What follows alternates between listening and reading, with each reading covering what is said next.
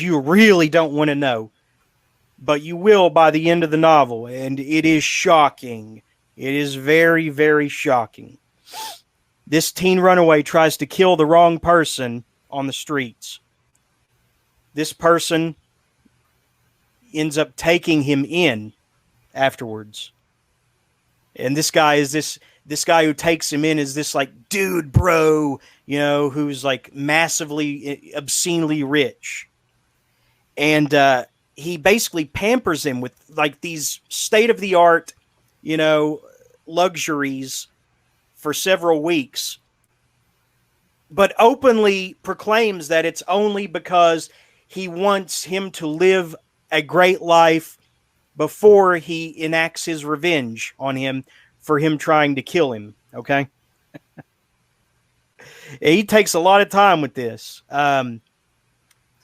Now, this guy is like so insane. He's actually like super brilliant, because he enlisted this really like insane, basically a mad scientist, this insane like next level plastic surgeon to kidnap a bunch of people that were like investigated him or were critics of his, philanthropist, operations. And he had this mad scientist guy like lobotomize them and do hair transplants with animals so that they would look like Bigfoots, okay? And they would like graze on his property, and they could just be there for him to look at. Are you following me so far? That is freaking awesome. Now, that's the character of this dude bro who has kidnapped this street urchin kid, off the street for trying to kill him. Dialogue is this author's strength. The dialogue, it constantly vacillates between the utmost edge of absurdity and these flowery descriptions of the dude bro millionaires like impending revenge. All the things I'm going to do to you, dude, after you've, lived well and everything. I'm telling you, I don't know if either of you guys have seen Serbian film, but yeah, the level of the intensity of the number one, the reveal of why he's on the streets, and number two, his final act of revenge on this kid who's on the streets. It's a double whammy of shock value that I wasn't expecting from something with that title. It's actually pretty well written, even if improbable at times. There's a lot of setting up on the antagonist's part, in a way that the same way that the Jigsaw Killer in the Saw movies, it's that kind of improbable next level, like, elaborate planning, otherwise, the prose is pretty well written. The guy at least, polished it a little bit. So I'm actually reading another book by Jared Martin now called Mules, and it's more realistic. It's exactly what it sounds like. These two girls on spring break take a road trip down to, into Mexico, and they run into this cartel, and they're basically kidnapped, and but there's a lot more to it than what it sounds like too. This dude will probably never be a household name, probably won't even attain cult status, but he should. That's my take on that. You Fucked with the Wrong Motherfucker by Jared Martin. Next up, The Reality Traveler by Jonathan Bluebird Montgomery. That's an awesome name. Yeah. If either of you guys have read Stranger in a Strange Land by Robert Heinlein. No. I haven't read that one yet, no. Okay. Maybe you've heard of this term that he invents in Stranger in a Strange Land called grokking. I've heard that term, yeah. It's like fully grasp. Yes, fully grasp. It means to understand a person on an intimate level, basically. You got the SpongeBob meme in my mind now. but also to understand, subjects on an intimate level. Like someone who gets a degree in advanced, engineering, they fully grok the concept of engineering. Yeah. Well, this guy takes that and turns it on its head, even further. The main character is also named Bluebird in this story. He's a reality traveler that specializes in music. Okay. And he's always talking throughout the chapters about the great list of old songs. And the thing is, he's always adding new songs to it, and how, these songs are like a guideline to, living your life to the fullest. Reality travelers are kind of like hipster Jedis without all the fancy powers. And they're actually trained on a mountaintop and they're left alone to survive for 5 days in these mountains, and they're left to either live or die. Now, this book is written in such a way that it could all be, abstract memoir. Okay. It could just be him playing, playing with words until the last section of the book where it becomes a bit more literal. Very interesting how he did that. Grokking in this book is called me and youing. So, as a reality traveler, Bluebird is sent forth by his trainers to me and you all the other realities in life. So, he would me and you with someone, like, for instance, someone who doesn't listen to music a lot. They could connect, and he would teach them about, music, and they would be me and youing. Okay. Are you following me on this? Yeah. At all? Okay. Now, along the way, he picks up some guidance from his personal guardian angel, who he nicknames the goddess of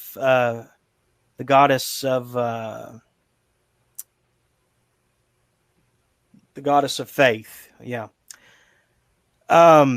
And she, whenever he starts to get depressed or discouraged, loses faith in all of this stuff about reality traveling and me and youing and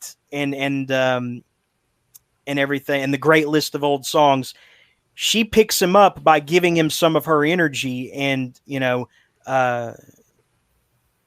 comforting him. And she calls this power of hers the "It's All Right, Baby." And she claims that every song on his list of old songs is infused with a little bit of the "It's All Right, Baby." Okay. This is very like post-hipsterish, but still hipster. It can get a little bit pretentious if you're not, a bit hipsterish yourself. One day when they actually make love, him and his guardian angel, she's jailed in the underworld, and he has to go in after her, kind of like that old myth of Orpheus in the underworld going to rescue his love. You guys are familiar with that, right? Yeah. And she goes on trial in the underworld, and one of her defendants, as well as his, because I think he's arrested in the underworld too. One of their defendants is actually the punk rock angel who inspired the great list of old songs. It's really, no one else could have written this book, and I don't know if Jonathan Bluebird Montgomery will ever write another book. I think this just came to him in a Manic Hayes. I don't even know if he's considers himself an author. I don't even know if it's a man, to be honest. It could be an alias, like James Tiptree Jr. was a woman. All I know is that this was a unique enough a book that it deserved my number 9 spot. Next up is Strange Toys by Patricia Geary. This book is laid out in 3 separate sections, like Godfather Part 2 style, at different times throughout the main character's life. The main character is a girl named Pet. Phase 1 is her as a child, when her sister Deanne first gets into some major shit.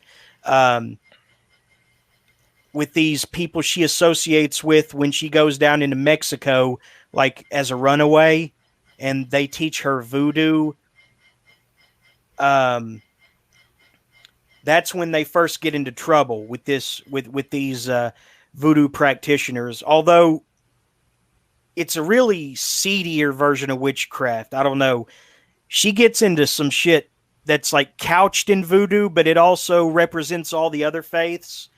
And her diary, her Pet's evil sister's diary, it actually predicts some future events. It's like, and it initiates a hex on the whole family when she appropriates her sister's diary and reads it.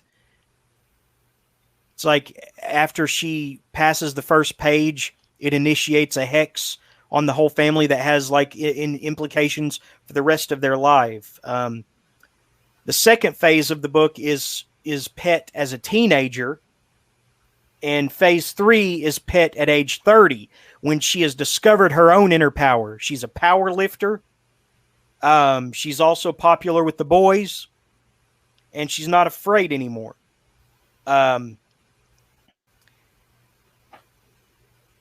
It's I don't know what else to say about it.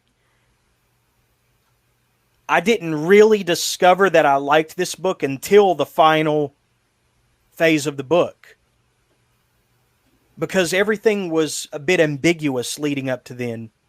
There were the parts about, the occult, but they were written so deftly, almost to be like non-existent. But I mean, they existed in the book, but they were written so deftly that you really weren't sure how much was a child and a teenager's imagination and how much really happened.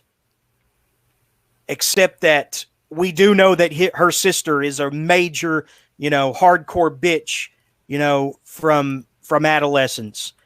There's even a part where she discovers that her missing kitten, Pet's missing kitten, was actually turned into taxidermy by this crazy occult adolescent witch bitch of a sister.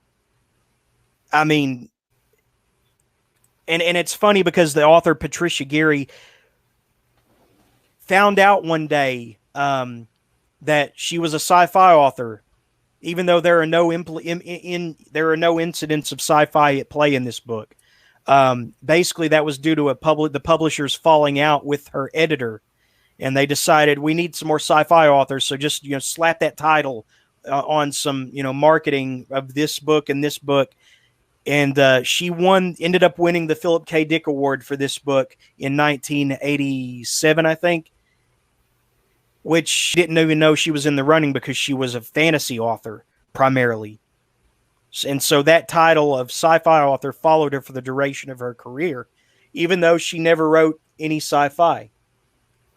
It all started with Strange Toys. Let's see. That was number 8, number 7. And I already talked about this at one point. You got to understand, it could have very easily been Dweller by Jeff Strand, but I had already decided on this one.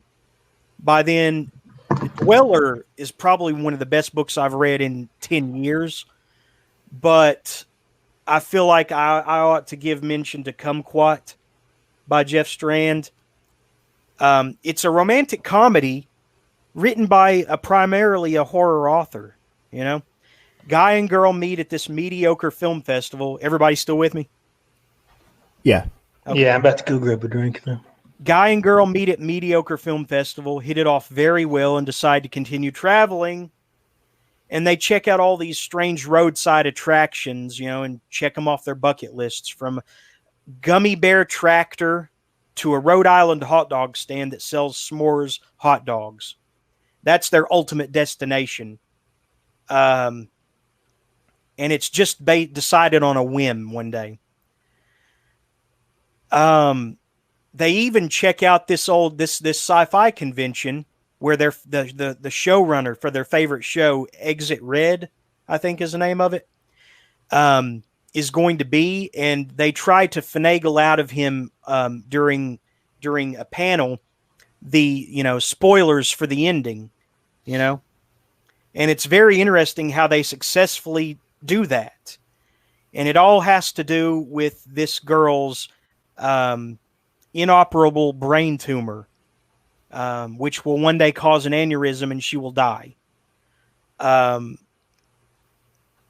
one point, he thinks that she's dying because she gets a nosebleed during sex in a motel room.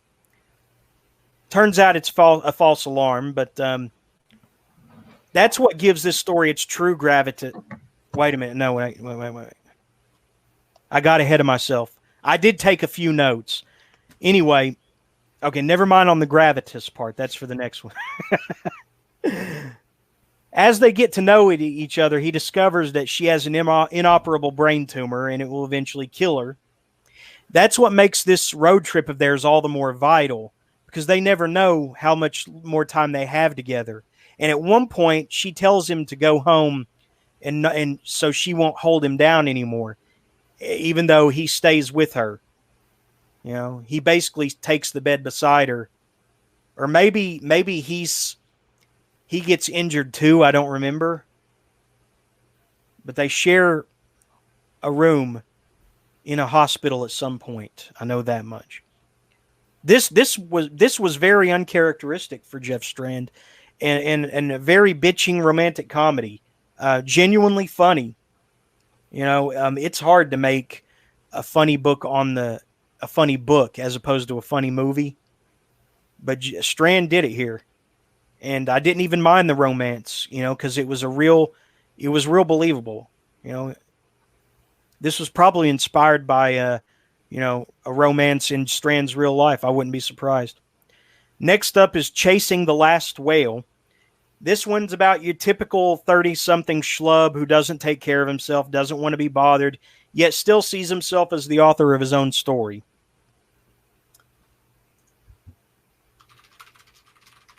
Here we go, the visual representation here by Thomas Wichter. We've all read this protagonist before, but where this character shines is in his mixed-race relationship with a black woman named Gary. She pretty much knows him better than he knows himself. But what gives this story its true gravitas is when Elliot has, the main character Elliot, has a heart attack at 35, and he meets a paraplegic named Trey. And this Trey guy is even more pissed off at life than Elliot is. But as they get to know each other, Trey asks Elliot to do him the one favor that no one else can do for him, to help him die. And he is very specific on how he wants to die.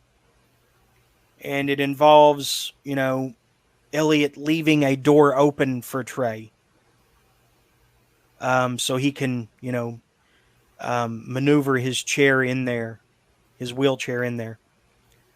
And obviously I'm not going to spoil how it ends, if Elliot helps Trey do that or not. But, man, the struggle in Elliot's mind over whether he grants Trey this boon out of compassion, or if, the legal morality holds out in that, he says, no, that would be, assisting suicide. That's illegal. See, the struggle in his mind as he does that, as he weighs, one choice or the other. I mean, it's intense. This was a sleeper hit for me because I don't know what made me want to buy this. I guess it popped up in my recommendations, but it was a sleeper hit for me because I wasn't expecting this one to pack this kind of punch. Chasing the Last Whale.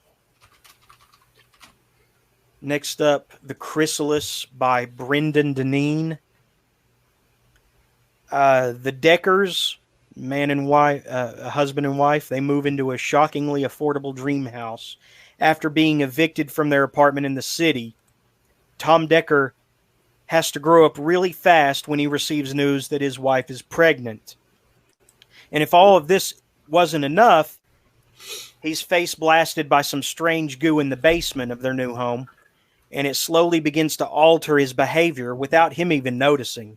And he starts spending more and more time in the basement, consuming this strange goo, thinking like it's nothing, but he also hides, it from the wife. He gives her the excuse that he's down there cleaning, but when she goes down there one day, she notices that it's as cluttered as ever. It seriously looks like a hoarder lived in there, the previous homeowner. Trash bags full of clothes, garbage strewn across the floor. But behind a Coke machine is that strange goo in like a socket in the wall, and it gives him the ability to make super intelligent decisions at work. Gives him physical endurance. And we even get to see that old trope of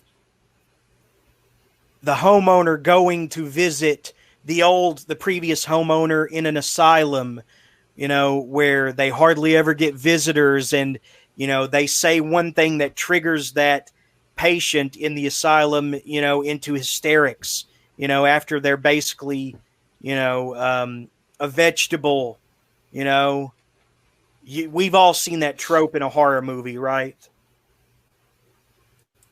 Yes. Yeah.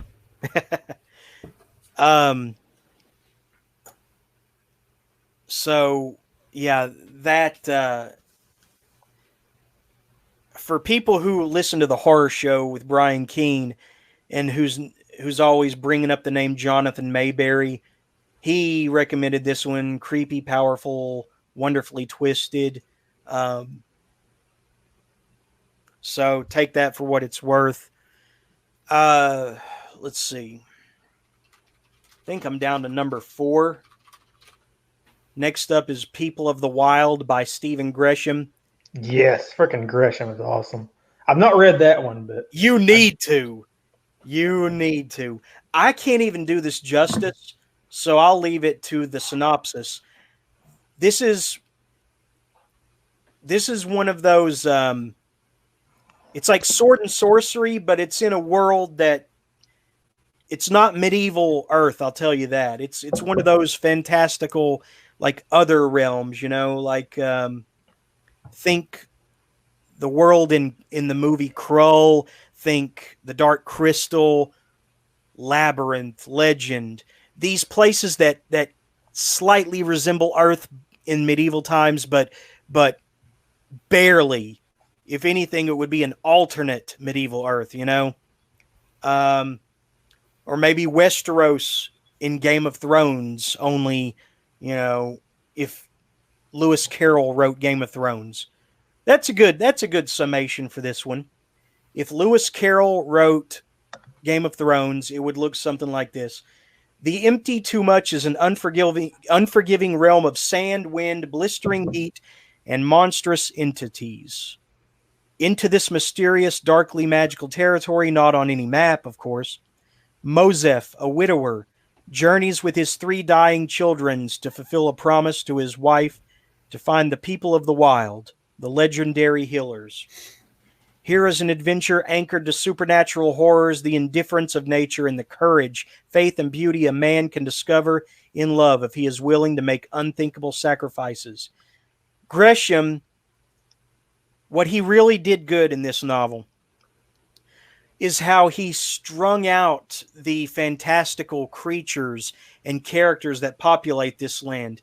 And keep in mind, most of the characters that Mosef and his friend who he bails out of jail, the drunkard Seegers, most of the characters that these two people and Mosef's three children meet in the course of their journey are other people seeking out the people of the wild for healing. He really does a good job of stringing out the fantastical characters they will meet, and he also is, when he has to leave his kids to for them to be alone, so that they, as in their journey of healing at one point, he goes off. Mosef goes off and meets this leopard. You're not spoiling it, are you? No, not really. I'm giving a roadmap basically of what you'll read about. He meets this leopard woman at one point, who can't decide if she wants to stay human or stay leopard. And at one point, she begs for him to kill her.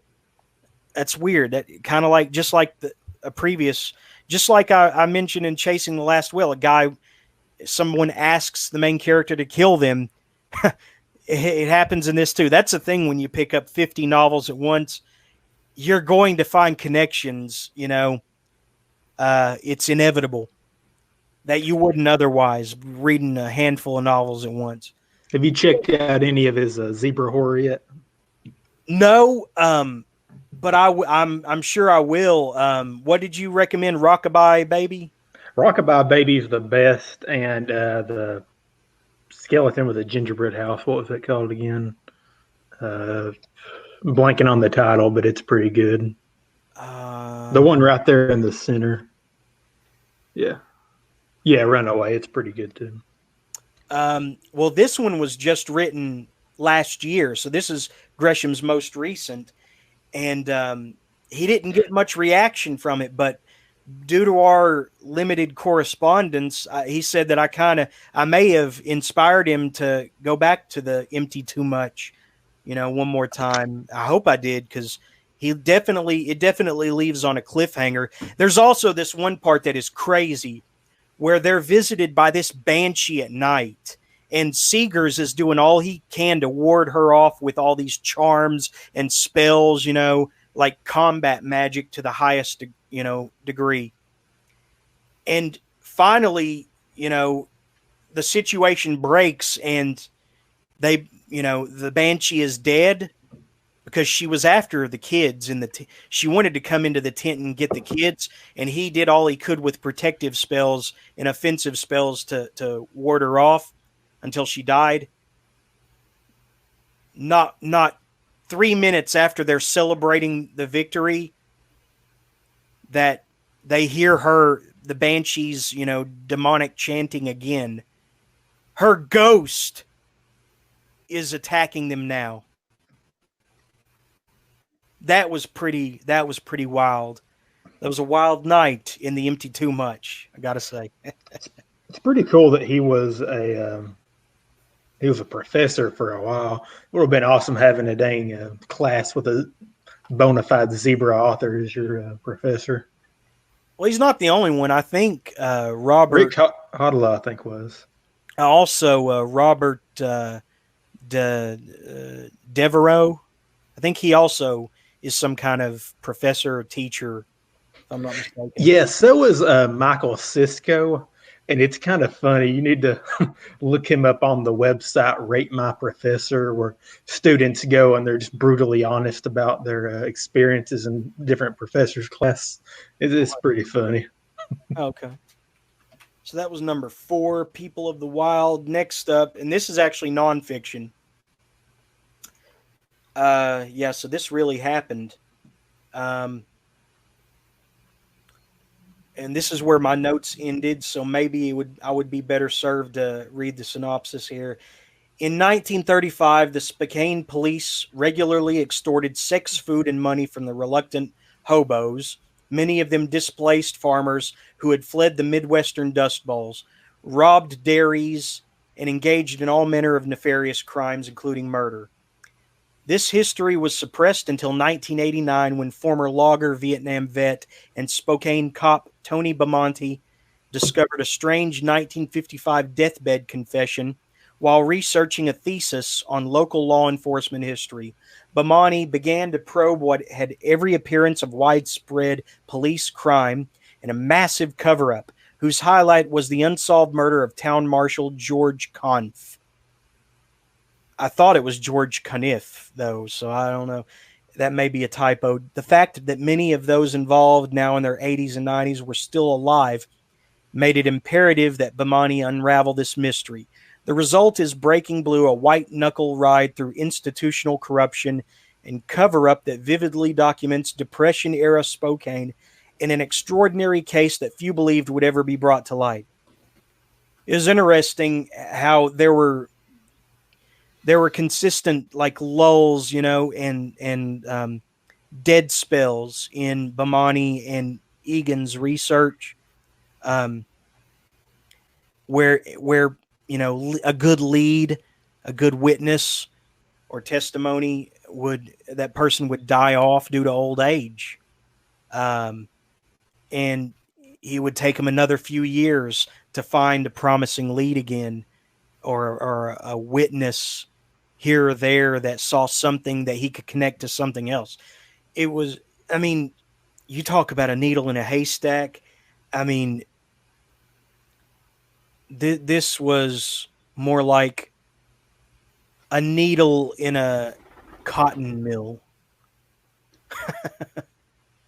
It's crazy how Sheriff Bamonte was able to pull off solving this mystery in real life too.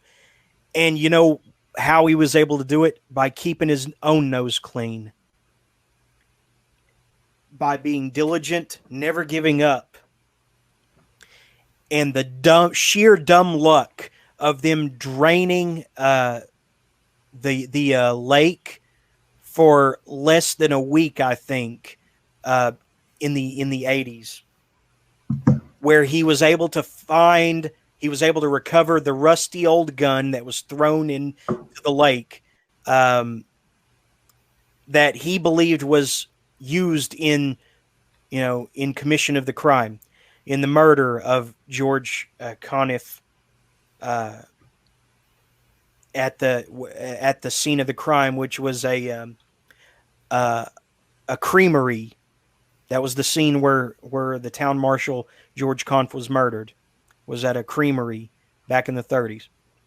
Just the sheer dumb luck of him investigating that drained lake, and I think he got them to keep it drained for like an extra day so he could scour with, his own search party, and he finds that rusty old gun, and he's able to, pinpoint a relative of the gun owner, I think.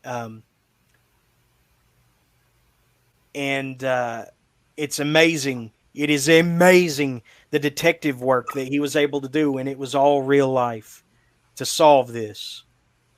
I think that the gunman died before Bamonte was able to put this together. And it actually cost him his next run at sheriff. But man, talk about having a clean conscience when you go to bed at night. It's amazing. See, maybe I'm not being clear enough that the guy who actually committed the murder was another policeman. Did I specify that? Yeah. Okay. Yeah, spoiler, it was another policeman, and you can find that out by researching, newspaper articles about, Spokane and Sheriff Bamonte and everything. But man, it's kind of interesting because that ties into the guest we're going to have next week. Because I want to pick his mind about the widespread theory that the smiley face murders are committed by corrupt police who like weren't necessarily murdering people per se, but covering up abuses of power, like getting too rough with people and ending up killing. Well, I mean, drunk look people. at the last few years. I mean, it's not a leap of the imagination that cops could be, excessively rough. Granted, sometimes that was Yeah, and all the bodies always come back where the cops have been, so it's not too hard to make that. Yeah. But if Bamonte would be the type of policeman you would want investigating the smiley face killer phenomena, that would be the guy that you would want doing it. Unfortunately, I think that would fall largely out of his jurisdiction. Could only go so far as Spokane, couldn't he? I don't know. Anyway, next up, I also have 2 books for this one, but they're part of a series. Is this your number one? Huh? Is this your number one pick? Number 2. Almost there. Church Mouse, Memoir of a Vampire Servant. Rona never imagined her old church housed a terrible secret until immortal eyes flickered from the dark and a mutilated manservant fell at her feet, coerced into replacing him as watchdog for the undead. Rona must discover her own dark side in order to survive. So she's this ruffian, who is taken in by this opiate-addicted preacher named Falkirk. And she discovers this whole underworld, under the church. And it's actually like a city under there. You've heard of you've heard of old New Orleans, right? It's the city under the city, right? Anyone? Yeah. It's like that. Are you okay? But you're not falling asleep, are you, Ben? No, I'm good. Okay, so it's like that. It's like a city under the church, basically. And it's occupied by vampires. They're able to feed by extracting a little bit of blood at a time from this really old guy who listens to old, really old records on a gramophone while they're extracting blood. And eventually, when he is dismissed, shall we say, from their service, Rona picks up the slack and gets these vampires' meals. The head of the pack being Serge, who's really got a rough exterior in that he's really mean to Rona, but he also shows moments of tenderness. They all do.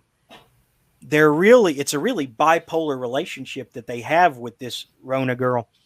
Like at one point she finds out that there is construction being done that is going to directly intrude on their little underground, city that goes on for miles underground. She goes underground and wakes them up in the middle of the day, and they're furious at her for warning them what she considers news that can't wait. They're like, yeah, so what's your point? They're very gruff with her. And as soon as she gets resentful about it, they'll go and surprise her by cooking her breakfast when she has her period or something. It's really weird, their relationship. Now, I don't think I'm really spoiling too much by revealing that by the end of the book, she wants to become them because she cannot relate to any mortals, And I don't think I would be spoiling too much if I said that they acquiesce after much, careful deliberation to her request to make her one of them. Which is where I'm at right now with Volume 2, The Change. let's just say that in the church mouse world of vampirism, it is a grueling process to become a vampire. It isn't as simple as your body dying. You feel like your body is on pins and needles day and night for weeks at a time. You know that feeling when your foot falls asleep and you try to walk it off, but you wish you hadn't, right? Yeah, That's what her whole body feels like under the change, and like rigor mortis, she's undergoing a waking experience of rigor mortis. Just imagine that, okay? Bruises at moving, okay? If she when they bring her blood and they bottle feed her blood, they give her a bottle filled with blood, and because she's not ready to hunt with them yet. It's just a grueling process, and I'm 1/3 of the way into this second book, and she's still struggling with the transformation. It's just a fascinating series, and R.H. Hale has done a masterful job of making vampirism as plausible as she possibly can without it being, a drag. I think this has also been optioned to be a movie, if I'm not mistaken. Who published it? Help for Writers Limited. Sounds like one of those those types of self-publishing operations that would all advertise shamelessly on the radio in the morning. Oh, yeah, those things. Huh? Oh yeah, I've heard those ads. Hey, but you know what?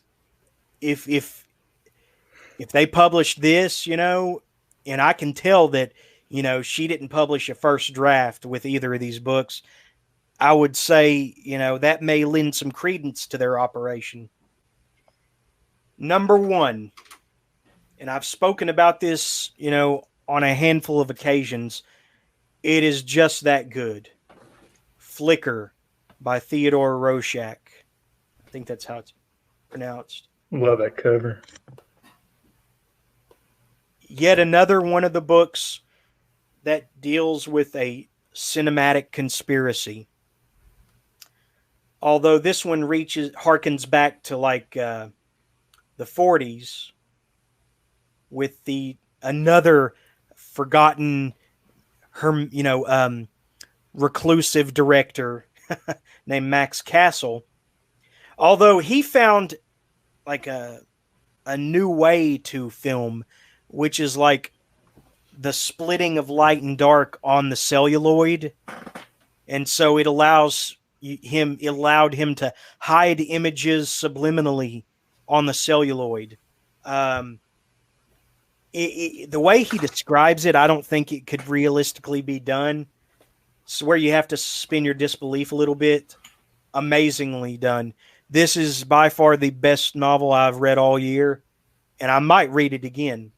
The only thing I found weird about it was the main character's condemnation of like 80s splatterhouse trauma type films, but he's an old man by the 80s in this book, so I can forgive that. Gregor actually seconded my recommendation of this book when he came on a few weeks ago. I can't recommend this one enough. This is my number 1. And also you get an odd history lesson, because part of the overarching conspiracy of Max Castle's disappearance has to do with these guys. Can you see here the Albigensians during the 12th, 13th century? Mm-hmm. The name sounds familiar, but I don't recall much about it.